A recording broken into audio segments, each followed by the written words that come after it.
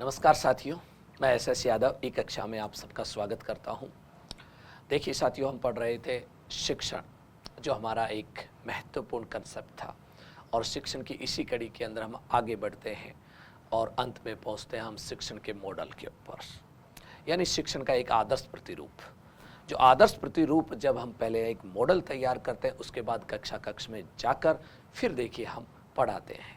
तो कहने का मतलब शिक्षण का एक ऐसा आदर्श प्रतिरूप जिसके अंदर शिक्षण के उद्देश्य भी लिखे हों, शिक्षण की व्यू रचनाएं भी हो, शिक्षण की विधियां भी हो, शिक्षण अधिगम सामग्री भी हो, शिक्षण के सूत्रों का भी जिसमें प्रयोग किया जाए और शिक्षण के सिद्धांतों का भी प्रयोग करते हुए और विभिन्न प्रकार की देखिए मूल्यांकन विधाओं का भी प्रयोग करते हुए एक आदर्श प्रतिरूप बनाते हैं।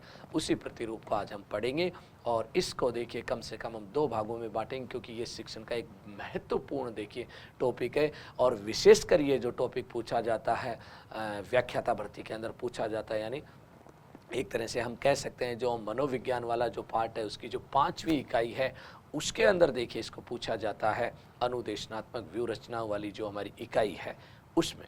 तो हम सबसे पहले देखिए जानेंगे प्रतिरूप्स क्या होते हैं, मॉडल्स क्या होते हैं, उसके बाद देखेंगे शिक्षण के प्रतिरूप, कुछ परिभाषाएं, अर्थ और इनकी विशेषताएं और इनकी फैमिली के बारे में जानेंगे हम। देखिए तो सबसे पहले देखिए साथियों, हम बात करते हैं अपने इसके अंदर जो सबसे पहले दे रखा है शिक्षण प्रतिरूप, जिसे कहा जाता है टीचिंग मॉडल।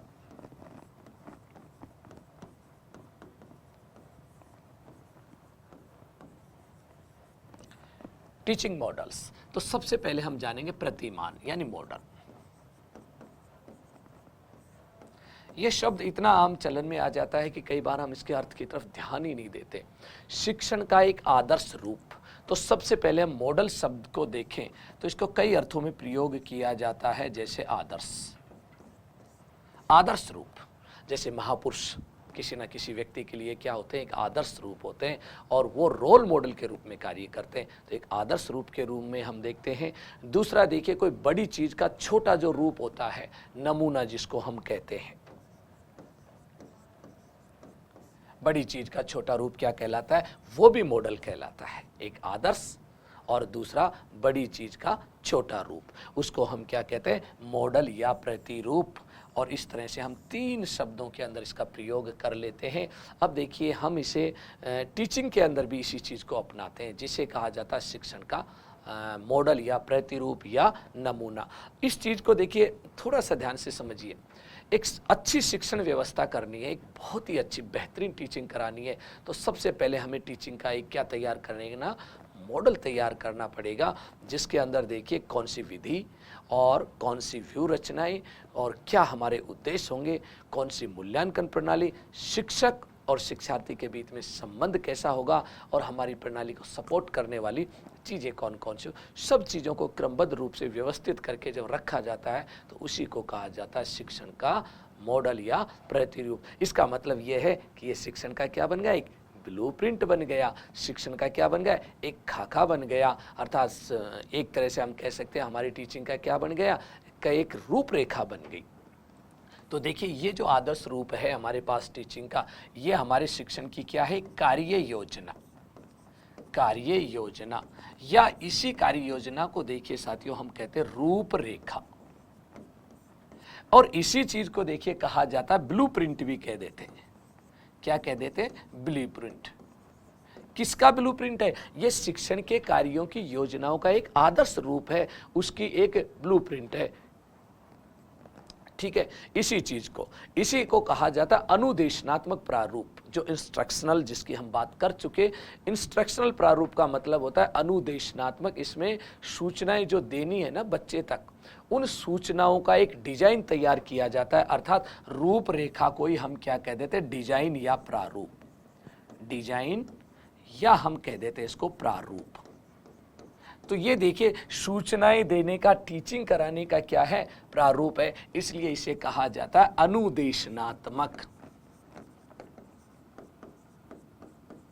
अनुदेशनात्मक प्रारूप भी कहा जाता है। किसका प्रारूप है, ये हमारी टीचिंग का अनुदेशनात्मक प्रारूप है। या देखिए हमें ऐसे भी कह सकते हैं, किसी आदर्श के अनुरूप व्यवहार में ढालने की प्रक्रिया, किसी आदर्श के अनुरूप किसी आदर्श के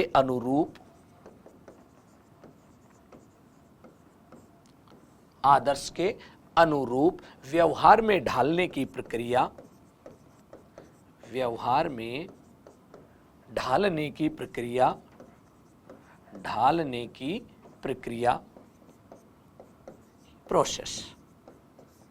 प्रक्रिया को शिक्षण मॉडल कहा जाता है। शिक्षण मॉडल कहा जाता है। अब आप समझ गए होंगे एक चीज को, यहां देखिए सीधा सा है कि हमारा जो टीचिंग मॉडल है वो क्या है, किसी आदर्श रूप, यानी जिसे हमने आदर्श बना लिया हो, चाहे वो हमारा रोल मॉडल हो या हम किसी महापुरुष को भी हम आदर्श बना सकते हैं, या एक कोई पढ़ाने का भी हम आदर्श रूप बना लेते हैं। उस आदर्श रूप के अनुसार बच्चे के व्यवहार में परिवर्तन लाना, अर्थात उसे ढालने के लिए जो क्रियाएं की जाती हैं, उसी को हम क्या कहते हैं, शिक्षण का प्रतिरूप कहते हैं। अब ये हमारे लिए एक रूपरेखा है, एक ब्लूप्रिंट है, एक हमारे लिए डिजाइन है। और इसी चीज को अब हम आगे पढ़ते हैं और देखिए जो चीजें मैंने समझाई उनको मैंने लिखा है और लिख कर भी हम बहुत अच्छे से समझ सकते हैं। शिक्षण प्रतिमान से तात्पर्य शिक्षण में कक्षा कक्ष के वातावरण को प्रभावी बनाना, किसको बनाना, कक्षा कक्ष में इफेक्टिव टीचिंग सजीव बनाना एवं रुचिकर बनाने के लिए शिक्षण की एक क्या बनाई जाती है, रूपरेखा, जिसे कहते हैं डिजाइन या प्रारूप। और ये प्रारूप जो होता है टीचिंग का, यही हमारा शिक्षण का प्रतिमान है। यानी इस मॉडल के अनुसार टीचिंग कराई जाए तो देखिए हम हमारे लक्ष्य की बहुत ही अच्छे तरीके से प्राप्ति कर सकते हैं। और भी देखिए शिक्षण उद्देश्य, 3 उद्देश्य होते हैं हमारे। शिक्षण उद्देश्य को प्राप्त करने हेतु विभिन्न विधियों, प्रविधियों, योजनाओं और स्वरूपों के प्रयोग में लाया जाता है, जिन्हें शिक्षण प्रतिमान कहते हैं। यानी शिक्षण प्रतिमान में सारी चीजें व्यवस्थित रूप से होती हैं और ये हमारा एक आदर्श रूप होता है। और देखिए शिक्षण प्रतिमान से तात्पर्य उस ब्लूप्रिंट से है जिसकी मैंने पहले बात की थी। क्या है ब्लूप्रिंट? यानी हम ये कह सकते हैं कि शिक्षण के अंदर अगर हम मॉडल नहीं बनाएं तो ऐसा होगा अंधेरे में तीर मारने के बराबर। यानी पहले माइंड में एक खाका तैयार होना, आदर्श रूप बनना चाहिए माइंड में, मुझे कब क्या और कैसे टीचिंग करानी है। अगर वो नहीं है तो अंधेरे में तीर मारने के बराबर। इसलिए देखिए एक इंजीनियर जब बिल्डिंग बनाता है उससे पहले उसका ब्लूप्रिंट बनाता है। उसी तरह से जब एक शिक्षक शिक्षण कराता है तो उसका ब्लूप्रिंट बनाता है। वो ब्लूप्रिंट ही क्या कहलाता है, शिक्षण का प्रतिरूप कहलाता है, मॉडल अथवा कार्य योजना से है। तो इसका संबंध किससे, कार्य योजना से, जिसके द्वारा एक शिक्षक को निश्चित उद्देश्यों की प्राप्ति हेतु अपने कार्य संपादन के लिए आवश्यक निर्देशन और मार्गदर्शन प्राप्त होता रहता है।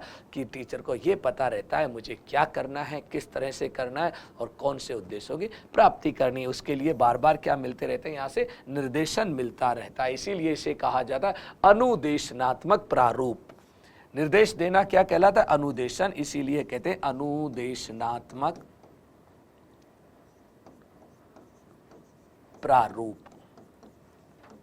ठीक है, अब आगे चलते हैं। देखिए उसके बाद देखते हैं कुछ डेफिनेशंस भी हैं।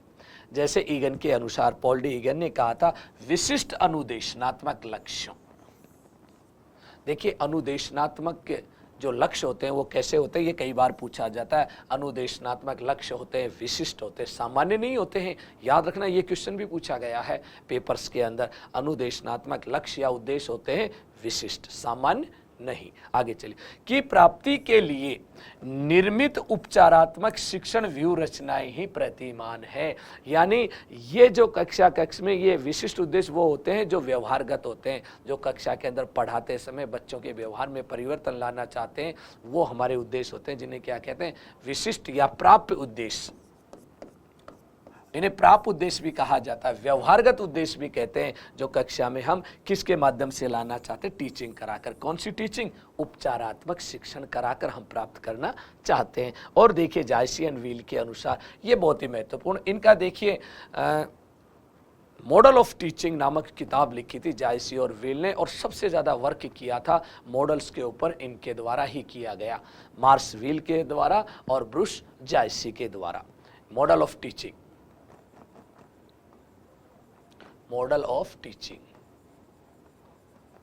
इनके द्वारा लिखी गई पुस्तक है। उसके अंदर देखिए उन्होंने क्या डेफिनेशन दी है, शिक्षण प्रतिमान वह नमूना है अथवा योजना किसके कार्य की जिससे किसी पाठ्यक्रम अथवा कोर्स का निर्माण करने अनुदेशनात्मक सामग्री, देखिए बार बार अनुदेशनात्मक चीजें आ रही हैं, का चयन करने और किसी अध्यापक की क्रियाओं के मार्गदर्शन हेतु काम में लाया जा सकता है। यानी ये टीचर का आदर्श प्रतिरूप होता है, कब कैसे और कौन सी क्रियाएं करनी है ये सब मॉडल में लिखी जाती हैं। और जब मैं आपको पढ़ाऊंगा मॉडल के तत्व, जब आप समझ भी जाएंगे एक मॉडल में कौन कौन से तत्वों का समावेश किया जाता है जो क्रमबद्ध रूप से करते हैं। अब देखिए जो हमने परिभाषाएं और अर्थ को देखा, इनके आधार पर हम कुछ विशेषताओं का सर्जन कर सकते हैं और कौन कौन सी हो सकती है। शिक्षण एवं अधिगम के लिए उपयुक्त रास्ता बनाना, क्या है ये शिक्षण प्रतिमान? हमारे शिक्षण और अधिगम की प्रक्रिया के लिए एक रास्ता बताते हैं हमें, आपको क्या करना है, कैसे और किस रास्ते पर चलना है। शिक्षण प्रतिमान वे सांचे या योजना है कार्य की जिन्हें शिक्षण अधिगम प्रक्रिया के सफल क्रियान्वयन इम्प्लीमेशन हेतु अग्रिम रूप से तैयार कर लिया जाता है, यानी पहले से ही तैयार कर लेता शिक्षक कक्षा कक्ष में जाने से पहले। और देखिए शिक्षण प्रतिमान छात्रों की रुचि का विनियोग करते हैं, किसके ऊपर ध्यान रखकर काम किया जाता है इसमें? रुचि यानी रोचकता को। दूसरी बात आती है शिक्षण के तीनों स्तरों का संतुलन स्थापित करते हैं, और इसके अंदर देखिए सबसे पहले प्लानिंग की जाती है, फिर इम्प्लीमेशन होता है और अंत में किस पर ध्यान दिया जाता है? मूल्यांकन पर। यानी हम ये कह सकते हैं जब ये प्लानिंग तैयार करते हैं तो हमारे इसके अंदर प्लानिंग, उसके बाद क्रियान्वयन और उसके बाद मूल्यांकन, स्टेप बाय स्टेप इन चीज़ों का ध्यान रखा जाता है। और देखिए अपनी विशेषताओं में प्रतिमानों का विकास निरंतर अभ्यास, अनुभव, साधना और प्रयोग के पश्चात होता है। यानी इन सब चीज़ों के पश्चात करते हैं, हम अच्छे से अभ्यास कर लेते हैं, अपने अनुभव को जोड़ते हैं और उसके बाद हम प्रयोग करते हैं। फिर देखिए इसके द्वारा शिक्षक को सही विधियों, अगर ये मॉडल नहीं हो तो हम सही विधियों का चयन नहीं कर सकते, युक्तियों यानी टैक्टिक्स का देखिए हम उपयोग नहीं कर सकते, व्यू रचनाओं को देखिए हम सही ढंग से एक तरह से उनका चयन नहीं कर सकते, प्रविधियों का चयन नहीं कर सकते। इस तरह से देखिए बहुत सारी विशेषताएं हैं जो हमारे शिक्षण को इफेक्टिव करता है, कौन? ये मॉडल्स, और इसीलिए आज इनको पढ़ाया जाता है। और देखिए विशेषताएं, शिक्षण प्रतिमान का व्यवहारिक रूप शिक्षण सूत्रों पर आधारित होता है। बिल्कुल सही बात है, जब हम पढ़ाते हैं तो देखिए किसका प्रयोग करते हैं? शिक्षण सूत्रों का प्रयोग भी करते हैं। शिक्षण प्रतिमान अपनी मान्यताओं के आधार पर, क्योंकि इनकी कुछ मान्यताएं भी होती हैं, आधार पर अधिगम अनुभवों की व्यवस्था करते हैं, मान्यताओं के आधार पर। और देखिए शिक्षण प्रतिमान शैक्षिक क्रियाओं एवं वातावरण का निर्माण करने वाली क्या है? ब्लूप्रिंट है, रूपरेखा है, डिजाइन है। यानी मैंने शुरुआत में ही आपको बताया था शिक्षण प्रतिमान क्या है? अनुदेशनात्मक प्रारूप, शिक्षण की कार्य योजना, शिक्षण का ब्लूप्रिंट, शिक्षण का प्रारूप है जो देखिए अपने लक्ष्य की प्राप्ति के लिए किया जाता है और उसे व्यवस्थित ढंग से हम संपादित करते हैं। यही है इनकी विशेषताएं। अब देखिए जो एग्जाम में पूछा जाता है, अभी तक कोई डेफिनेशन नहीं पूछी गई है, सामान्यतः एग्जाम में अर्थ जरूर पूछा गया था कि शिक्षण मॉडल क्या होते हैं? अनुदेशनात्मक प्रारूप होते हैं। उसके बाद एक बार देखिए इसके कार्य भी पूछे गए थे, और कार्यों का मतलब है कि ये मॉडल जो हम बना रहे हैं किन कार्यों को लेकर बना रहे हैं, तो सीधा सा है देखिए कौन कौन से? शिक्षण में सुधार करने के लिए, जो हमारी टीचिंग प्रोसेस है उसमें सुधार करने के लिए हम क्या बनाते हैं? मॉडल बनाते हैं। दूसरा देखिए पाठ्यक्रम का विकास करने के, पाठ्यक्रम के विकास का मतलब बच्चों को पढ़ाने के लिए, जो देखिए हम कक्षा कक्ष में प्रस्तुतिकरण करते हैं, उसके स्टेप बाय स्टेप बच्चों को प्रस्तुत करना चाहिए। अनुदेशनात्मक सामग्री जिसे TLM कहते हैं या टीचिंग लर्निंग मटेरियल भी कह देते हैं हम, का विशिष्टीकरण करना, ठीक है।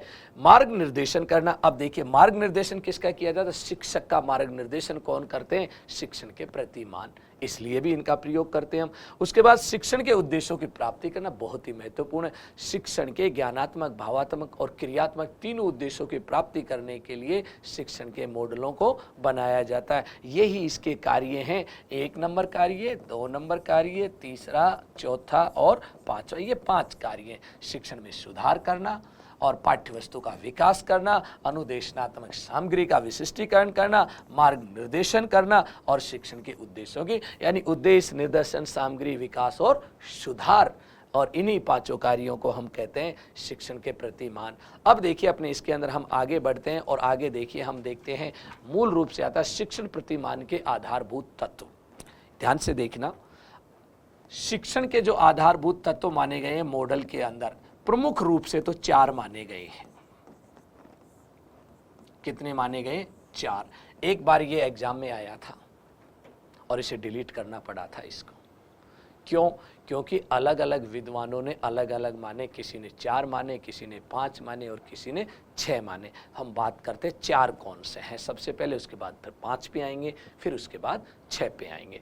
अब देखिए शिक्षण के जो ये कई बार पूछा गया, संख्या तो एक बार पूछी गई, आरपीएससी ने उस क्वेश्चन को डिलीट किया, बट इसके जो देखिए तत्व हैं, आधारभूत जो तत्व बताए गए, फंडामेंटल एलिमेंट्स जो बताए गए हैं, ये 4 हो, 5 हो या 6 हो, लेकिन परीक्षा में पूछे जाते हैं निम्नलिखित में से कौन सा तत्व है और कौन सा नहीं है। तो सबसे पहले देखिए हम बात करते हैं, जो हमारी इस प्रक्रिया में 4 की बात करते हैं। सबसे पहले आता फोकस, और फोकस को हम हिंदी में कहते हैं केंद्र बिंदु। क्या कहते हैं हम? केंद्र बिंदु। या देखिए इसी चीज को हम कई बार क्या कह देते हैं? लक्ष्य या उद्देश्य भी कह देते हैं। लक्ष्य या उद्देश्य, कोई भी कार्य करते हैं तो देखिए सबसे पहले किसका निर्धारण किया जाता है? लक्ष्य या उद्देश्य का, क्योंकि बिना उद्देश्य के कोई काम नहीं होता, चाहे टीचिंग हो या अदर्स देखिए एक्टिविटीज हो। दूसरा जो तत्व बताया गया है वो बताई गई है इसकी संरचना, स्ट्रक्चर। इसके अंदर कार्य प्रणाली को शामिल किया जाता है जिसे कहा जाता है सिंटैक्स। संरचना भी कह देते हैं हम मॉडल की। और इसके अंदर देखिए प्रक्रिया को बताया जाता है, जो उद्देश्य को प्राप्त करने की प्रक्रिया को बताया जाता है। इसी प्रक्रिया को हम शिक्षण के एक तरह से सोपान भी कह देते हैं। किसी में 3 सोपान, किसी में 4 सोपान, जो टीचिंग की प्रक्रिया करते हैं उसके अंदर। तीसरे नंबर पर बताया गया इसके अंदर देखिए सोशल सिस्टम, सामाजिक प्रणाली। सामाजिक प्रणाली को बताया गया है। याद रखना हमें इन चीजों को, सामाजिक प्रणाली, और अंग्रेजी में कहते हैं सोशल सिस्टम। याद रखना इस सोशल सिस्टम के अंदर देखिए जो बताया शिक्षक और शिक्षार्थी के बीच के संबंध, शिक्षक और शिक्षार्थी के मध्य संबंध कैसा है इसको बताया गया है। देखिए दोनों के बीच में, शिक्षक और शिक्षार्थी के बीच संबंध को बताया गया है। चौथे नंबर पर आता है इसका सपोर्टेड सिस्टम। अब सपोर्टेड सिस्टम की यदि हम बात करते हैं, सपोर्टेड को हिंदी में कहा जाता है एक तरह से सहायक। दूसरा देखिए एक नाम और भी दिया जाता है सपोर्टेड के लिए जो हम काम में लेते हैं, सहयोगात्मक, या हम कह देते हैं समर्थन भी कहते हैं। इस तरह से देखिए हमारी जो चौथी प्रणाली है जिसको अंग्रेजी में कहा जाता है सपोर्टेड सिस्टम, सहायक या समर्थक या समर्थन प्रणाली, सपोर्टेड।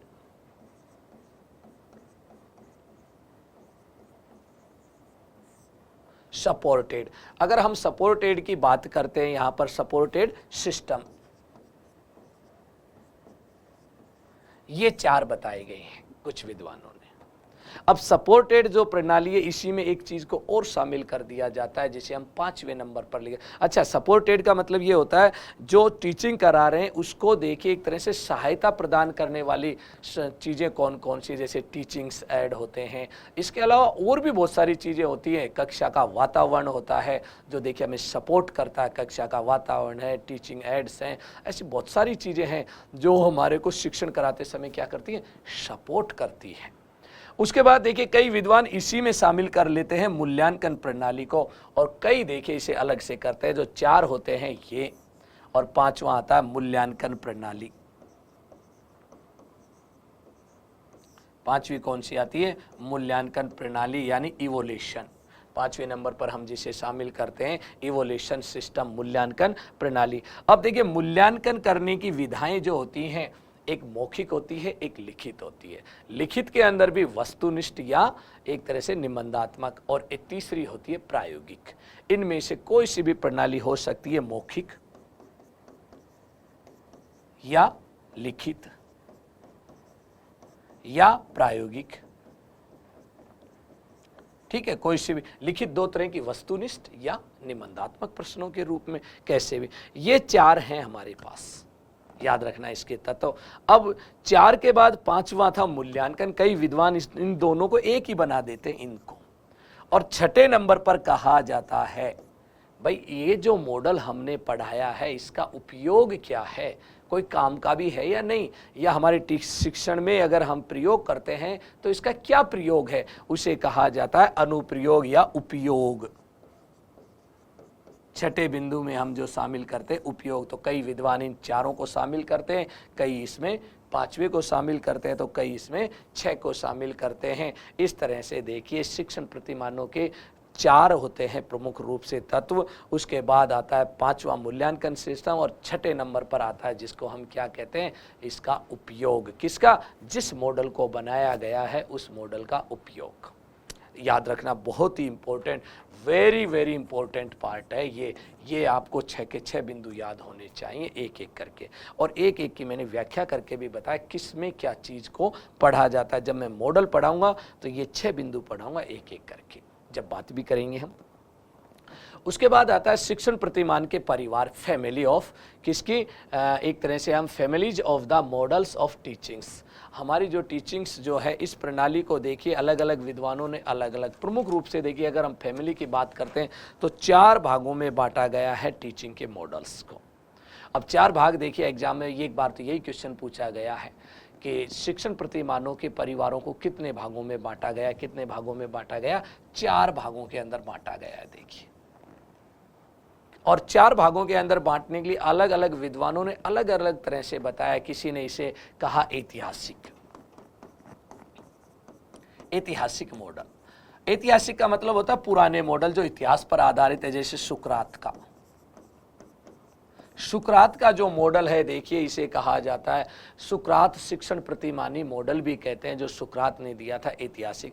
दूसरा देखिए मनोवैज्ञानिक, जो बहुत ही महत्वपूर्ण है, एग्जाम में पूछ लिए जाते हैं, मनोवैज्ञानिक, ठीक है ना, मनोवैज्ञानिक प्रतिमान। मनोवैज्ञानिक प्रतिमानों में यदि हम बात करें तो एक पूछा जाता है मौलिक शिक्षण, या देखिए हम जिसे बुनियादी शिक्षण भी कहते हैं, और मौलिक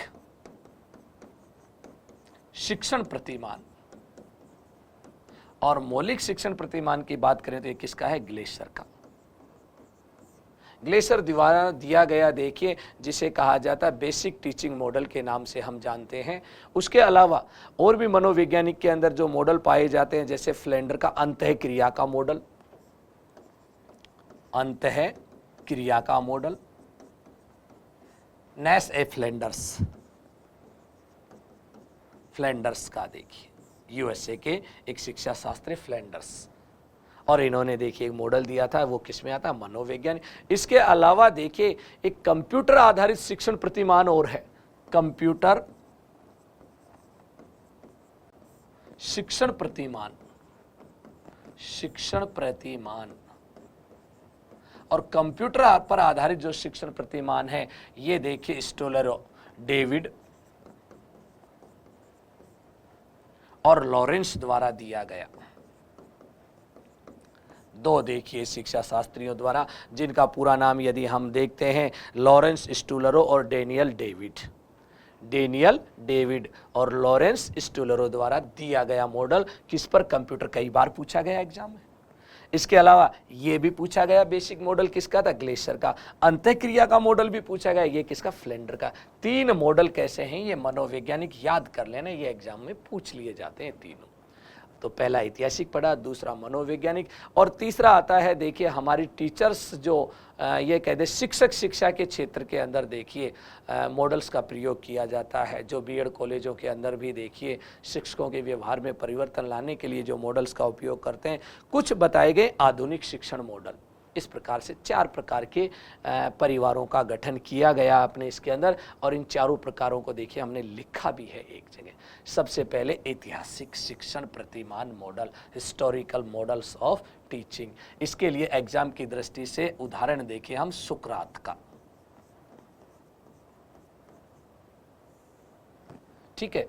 उसके बाद आता है मनोवैज्ञानिक। मनोवैज्ञानिक मैं अभी पढ़ा चुका हूं, पीछे देखिए कितने बताए मैंने। एक तो कंप्यूटर शिक्षण पर आधारित डेनियल डेविड और लॉरेंस स्टूलरो, दूसरा देखिए मौलिक ग्लेशियर का, और तीसरा देखिए अपने इसके अंदर आता है अंतःक्रिया का शिक्षण मॉडल फ्लेंडर्स का। तीनों याद कर लेना, एग्जाम में आए हुए क्वेश्चन है यहां से। नंबर 3 ये देखिए शिक्षण प्रशिक्षण प्रतिमान, यानी शिक्षक शिक्षा के क्षेत्र में, टीचर एजुकेशन, शिक्षक शिक्षा के क्षेत्र में देखिए ये मॉडल्स हैं। और शिक्षक शिक्षा के क्षेत्र में बहुत सारे मॉडल्स हैं, जैसे हिल्दी टाबा का शिक्षण प्रतिमान, हिल्दी टाबा शिक्षण प्रतिमान,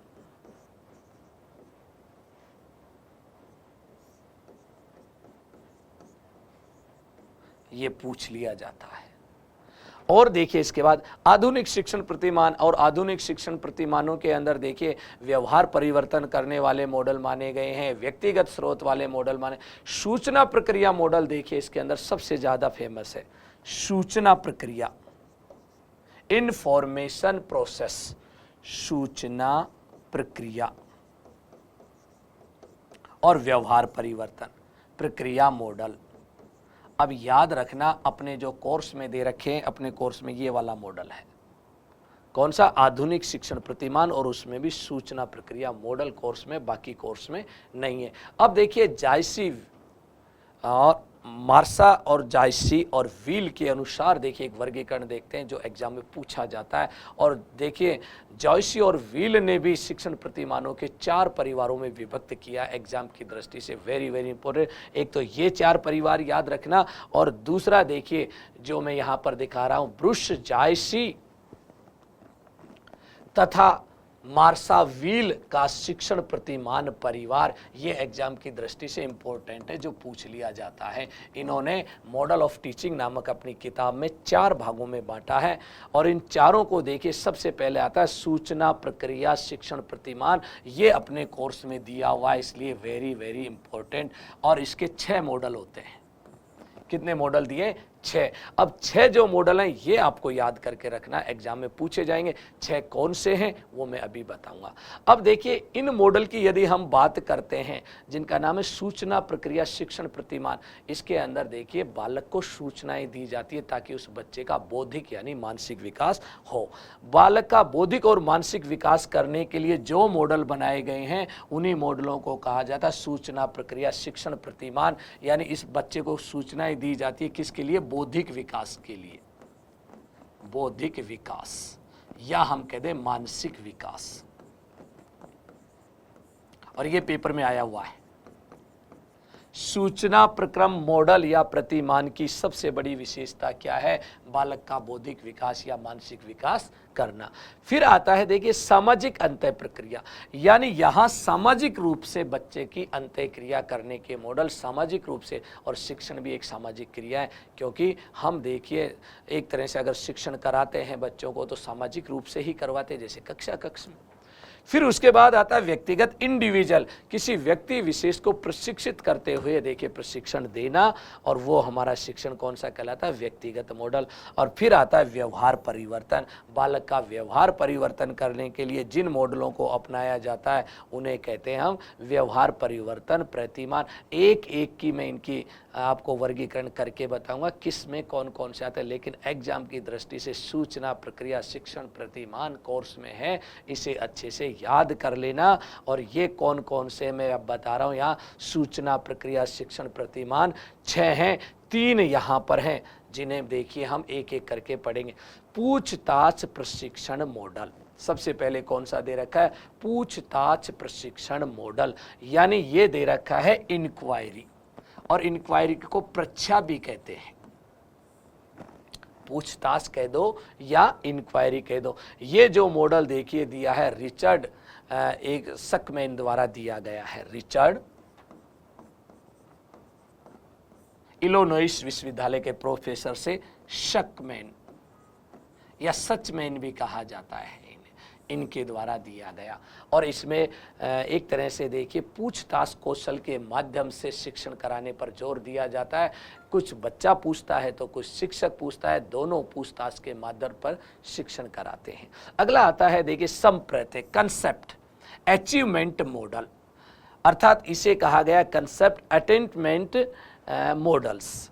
तो सीधा सा है संप्रत्यय उपलब्धि मॉडल, और संप्रत्यय उपलब्धि मॉडल जो दिया गया था जे.एस. ब्रूनर द्वारा, किसके द्वारा, जे.एस. ब्रूनर। और जे.एस. जो ब्रूनर हैं इन्होंने ये कहा था बालक के अंदर संप्रत्यय का निर्माण होना चाहिए और उसी के आधार पर शिक्षण कराना, शिक्षण केवल संप्रत्यय के निर्माण पर आधारित होना चाहिए। अगली बात देखिए आती है अग्रिम संगठन मॉडल, एडवांस ऑर्गेनाइजर मॉडल, ये अपने सिलेबस में दे रखा है जिसे मैं डिटेल से पढ़ाऊंगा, और ये भी दे रखा है आपने इसमें इंक्वायरी नाम से, इसे भी मैं डिटेल से पढ़ाऊंगा। इसे हम डिटेल से नहीं पढ़ेंगे क्योंकि कोर्स में नहीं है, बट हमें पता होना चाहिए संप्रत्यय उपलब्धि मॉडल क्या है, इसके अंदर संप्रत्यय के निर्माण पर जोर दिया गया। अग्रिम संगठन मॉडल, यहाँ पर भी देखिए एडवांस ऑर्गेनाइजर मॉडल के नाम से, और इस मॉडल को देखिए देने वाले जो व्यक्ति थे जिनका नाम है ये अग्रिम संगठन जो मॉडल है इसको जो दिया गया था डेविड आशुबेल द्वारा, किसके द्वारा दिया गया था, डेविड आशुबेल। और इससे संबंधित सबसे ज्यादा क्वेश्चन पूछे गए क्योंकि इसके अंदर जो जोर दिया गया था शाब्दिक अधिगम पर, वर्बल लर्निंग के ऊपर जोर दिया गया था कि कैसे सिखाया जाए इस मॉडल के आधार पर। आगे 3 और देखते हैं इंफॉर्मेशन वाले। चौथे नंबर पर देखिए आगमन चिंतन प्रतिमान, आगमन जो चिंतन प्रतिमान है इसको देने वाला था देखिए ताबा महोदय, हिल्दा ताबा, इसलिए इसको ताबा मॉडल भी कहा जाता है। हिल्दा ताबा द्वारा इस मॉडल का प्रतिपादन किया गया। और यह जो मॉडल है देखिए आगमन चिंतन पर इंडक्शन मॉडल, जिसके अंदर सबसे पहले उदाहरण दिए जाते हैं और उसके बाद नियम और सूत्रों का प्रतिपादन किया जाता है। ये भी एग्जाम में पूछा जाता है क्योंकि सूचना प्रक्रम पे है जो अपने कोर्स में है। फिर आता है देखिए जैविक विज्ञान पूछताछ प्रतिमान, कई बार इसे वैज्ञानिक पूछताछ प्रतिमान भी कहते हैं। अगर इंक्वायरी करें और कैसे करें हम इंक्वायरी या परीक्षा करें, वैज्ञानिक विधि पर आधारित। यहाँ पर विज्ञान की देखिए अवधारणाओं को समझाने पर जोर दिया। विज्ञान में किस पर सबसे ज़्यादा जोर दिया जाता है, खोज करने पर, नई नई चीज़ों को अनुसंधान करने पर, खोज या अन्वेषण या अनुसंधान। ये सवाल भी पूछा गया था। अब बात आती है कि जैविक विज्ञान का ये जो प्रतिमान दिया गया था जोसेफ जे सकबाव द्वारा, ये याद रखना, ये तो दिया गया सकबाव द्वारा, और ये जो दिया गया पूछताछ प्रशिक्षण मॉडल रिचर्ड शकमैन। कई बार हम कंफ्यूज हो जाते हैं दोनों में। अगर जीव विज्ञान की बात की जाती है तो जोसेफ सकबाव है। और विकासात्मक प्रतिमान जिसे अंग्रेजी में कहा गया डेवलपमेंट मॉडल, और ये जीन पियाजे द्वारा दिया गया। देखिए डेवलपमेंट मॉडल किसने दिया था, जीन पियाजे।